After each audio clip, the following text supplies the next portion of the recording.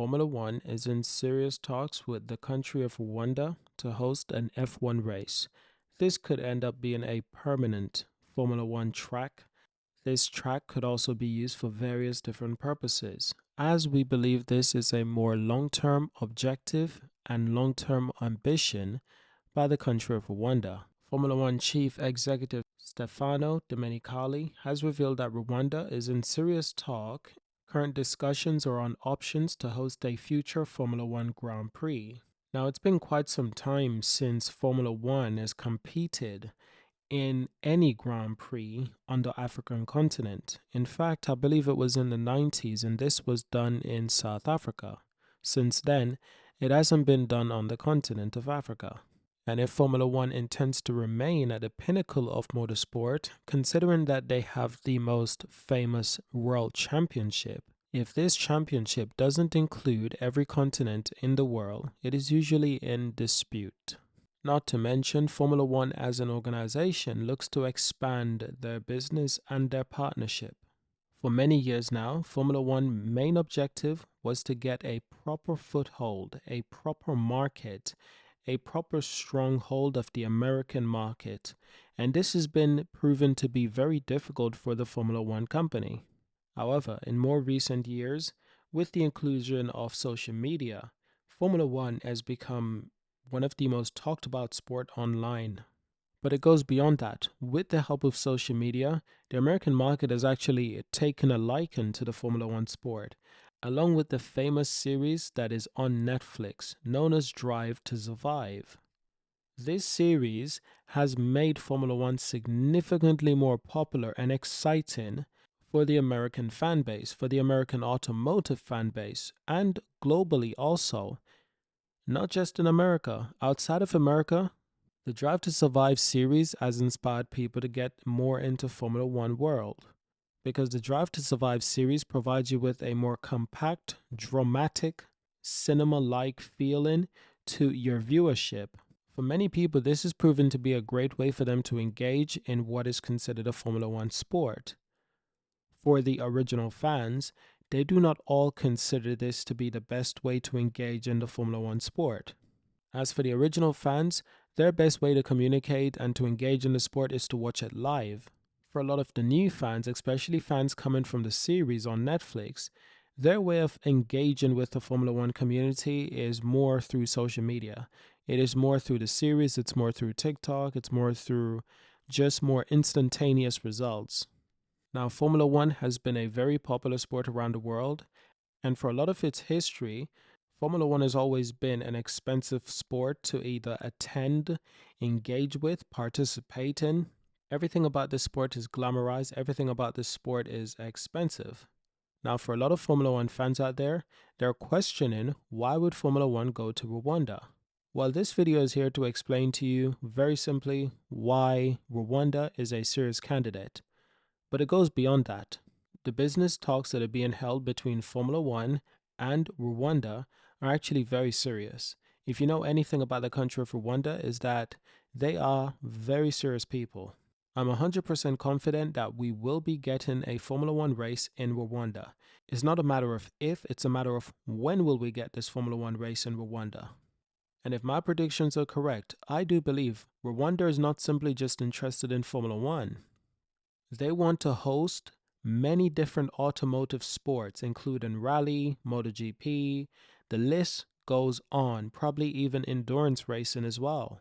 Rwanda in more recent years have become one of the safest countries in the world, and perhaps the most safest country in Africa. Now, for a lot of people living outside of Africa and outside of Rwanda, they simply do not understand that Rwanda is a highly advanced society, highly advanced country. Unfortunately, the stereotype that African countries are not advanced is a stereotype that is slowly disappearing. As modern media is starting to reveal the realities of Africa, that there are many places in Africa that are significantly more advanced than you could ever imagine, and Rwanda is one of these places. Rwanda is one of these countries. Now, most of the younger generation perhaps do not understand or know the history of Rwanda, but for the more recent history of Rwanda, Rwanda is a place of multiple different ethnicities, multiple different languages, but they do speak French, they speak English, they speak a little bit of Swahili, and they speak their native Kenya Rwanda. The employment rate of 82.1%, and they continue to have this risen. Life expectancy of 66 years of age. This is a growing country. So comparing this with European countries is probably not a huge surprise. But comparing this with multiple African countries, you'll suddenly see that Rwanda is the outlier. They set themselves apart in so many different ways that are positive for the country. Now, in more recent years, Rwanda has been on a path to change, to innovate, and to advance their societies, attracting major brands such as Volkswagen to open assembly plants in the Rwanda country, providing multiple jobs, innovative startups such as Zipline, expansion amongst the cities for innovation, known as the Innovation City. These are huge projects, the special economical zones, huge projects for a country like Rwanda to slowly capitalize on the market that is now, the market that is technology space, innovation, industrialization. And Rwanda has been capturing the world with multiple different things, including attracting a lot of sport to the Rwanda country. Now Rwanda hopes to Now Rwanda hopes to attract a lot more than just sports. They intend to capitalize on tourism. Now this will be incredibly beneficial to Rwanda as a country, as they're already investing heavily into tourism. Now bringing more major sport to the country, such as Formula One and other racing categories, this will aid Rwanda long term in attracting investment opportunities, tourism, attraction. Yearly visiting numbers will gradually increase for various different reasons. After all, this is a very safe country. It's incredibly peaceful. It's a very beautiful country, very welcoming country, in fact. So it's kind of like one of the perfect destination for vacation in Africa. And Rwanda wants to attract businesses as well, startups, innovation, investments. So suddenly investing in a racing track and attracting a huge racing category such as Formula One makes a lot more sense for the long-term objective of Rwanda as a country. And this is what I've meant when I said Rwanda is serious. If they say it, they will do it. And I think it's going to be a lot bigger than people could ever expect. I think a lot of people are more naive. They probably think, "Oh, Rwanda, it's a poor country. How can they even afford to do something like this?" What they're forgetting is that Rwanda is within the continent of Africa. And to host the first Formula One race in well over perhaps 25 years, it will be a monumental event for Africa. This will be a huge event, especially the first race in Rwanda in Formula One. This will be a huge race. Not to mention, the most successful driver in Formula One is Lewis Hamilton. Why is this important? Formula One has never had a black driver before. They've never had an official black driver before Lewis Hamilton. Lewis Hamilton is a black driver, a driver of African and European descent. That being said, he's more viewed as a black person. Meaning simply, it's going to be a huge thing to have the most successful driver in all racing categories in the most important racing category, Formula One, the most successful driver, a black man, a man with Caribbean, African heritage, same thing to be honest. If he's still in the sport when the sport goes to Rwanda, this will be beyond, the success of this will be beyond you could ever expect. And for many people that are outside of the African community or outside of the black community, it is a bit hard to understand just how important this is for black people and for Africans. But for us, I can honestly say this is a huge deal. And that's an understatement of the year. To have a black driver race on his ancestral continent, it is beyond what you could ever explain to an average person or to an average Formula One fan. It is beyond my explanation. But it does go far beyond that. It's not just about Lewis Hamilton. It's not just about Formula One. It's about Rwanda and what Rwanda is doing to attract the right amount of attention to their country. Rwanda has made it no secret that they would like to be the Singapore of Africa. And to be honest, they're doing exactly that. They're literally doing exactly that. Everything they need to put into place in order to accomplish this is well underway. It is all being done. The country has a heavy focus on investment, tourism.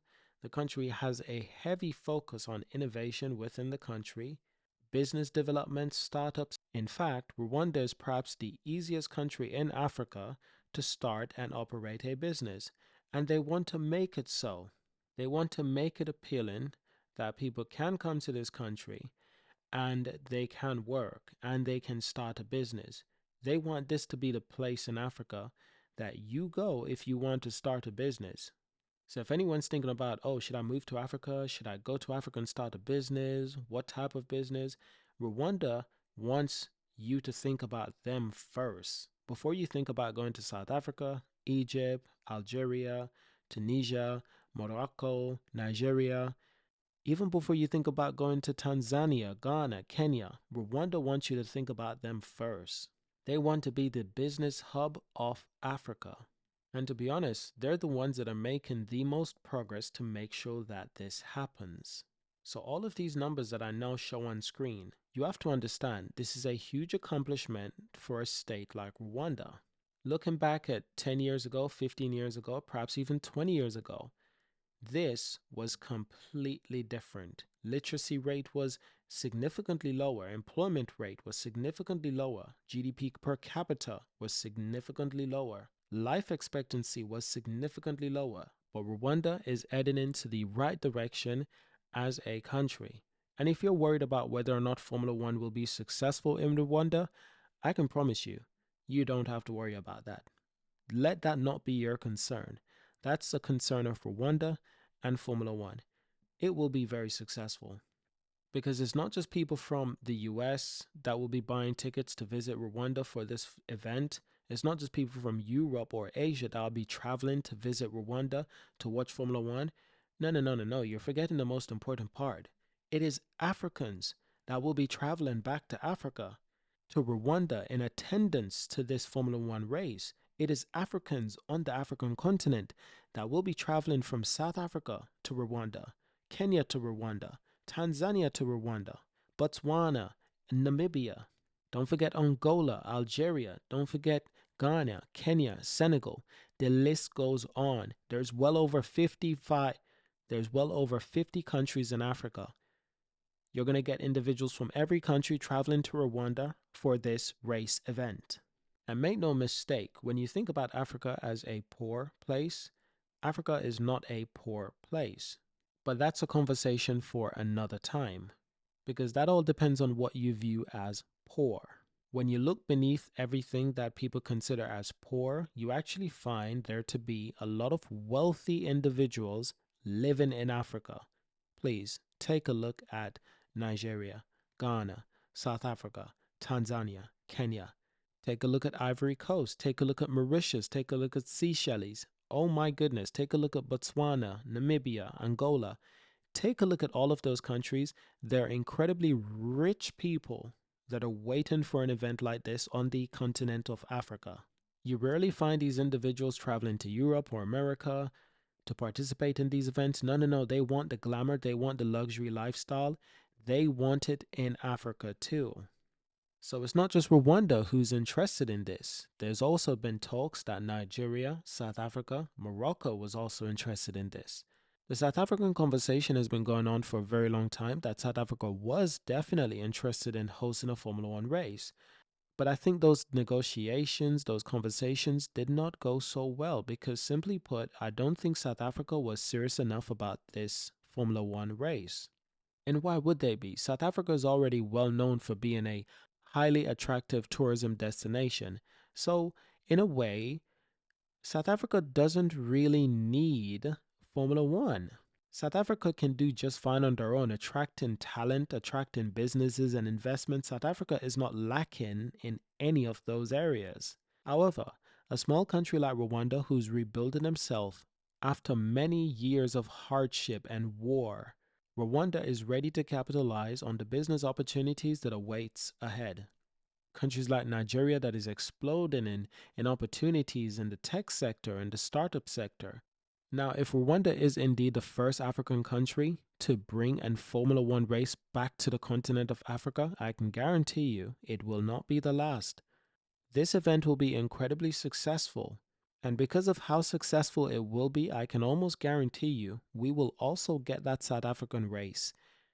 And it's going to make a lot more African countries very serious in attracting Formula One to their nation if they really intend on attracting more investment, new business opportunities, and to boost their economy for tourism. One of those nations, quite obvious, is perhaps Egypt. A place like Egypt is perhaps perfect for a Formula One race. But the list goes on. Africa has so many different opportunities to host in Formula One race. Not just Rwanda, but many different countries also. And don't forget Kenya. Kenya has a rich and thriving automotive and racing culture. They love racing in Kenya. They love it. Especially rallying. That's their thing. That is their thing. They're huge fans of that. And I have no doubt that when this race is confirmed and is scheduled for Rwanda, a lot of Kenyans will be traveling to Rwanda to attend the Formula One race. Mark my words, make no mistake. This event will be a one of a kind for a lifetime to come. This event will put Africa on the world stage once again. It will put Rwanda on the world stage once again. And it will get them a tremendous amount of tourism opportunities and investment opportunities, which is exactly what that nation is looking for. Formula One will be a great success for Rwanda, and it's a great investment for Rwanda. A permanent track that is ongoing on a yearly basis, not just for Formula One, but for other racing categories. Endurance race, MotoGP, rallying. I am telling you, this is going to be huge. Thank you for watching. Subscribe to see more, leave a like, leave a comment, and we will see you in our next video.